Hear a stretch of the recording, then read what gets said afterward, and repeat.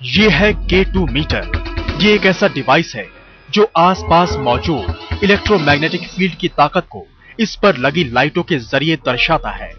Paranormal में यकीन करने वाले मानते हैं कि पारलौकिक शक्ति एक इलेक्ट्रोमैग्नेटिक फील्ड के रूप में होती है और वो इस K2 मीटर के जरिए हमसे बात कर सकती है।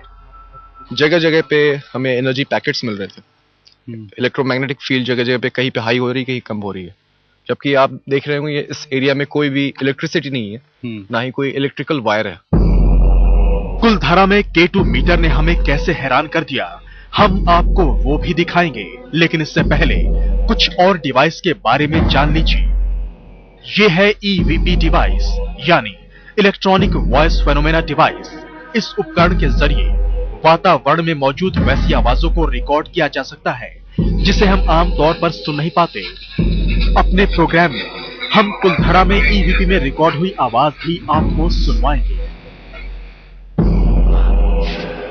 ये तीसरी डिवाइस है इंफ्रारेड थर्मोमीटर। इस उपकरण से निकलने वाली लेजर को हम अपने आसपास किसी भी जगह पर फोकस कर उस जगह का तापमान ले सकते हैं।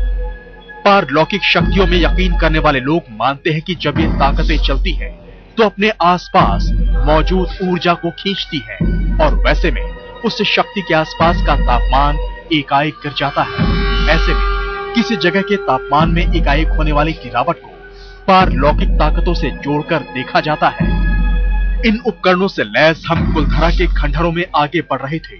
हम एक चबूतरे के पास पहुंचे थे कि पिता ने हमें आवाज लगाई। गौरव, -1.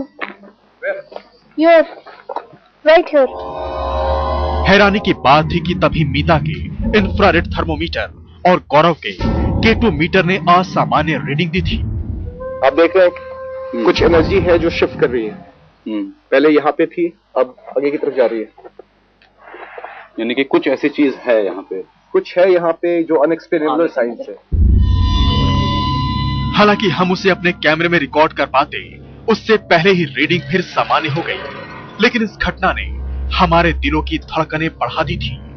लेकिन हमने आगे बढ़ते रहने का फैसला किया और कुलधारा के खंडहरों के दूसरे हिस्से की तरफ बढ़ निकले, जहां और भी कई रोंगटे खड़े कर देने वाली घटनाएं हमारा इंतजार कर रही थी।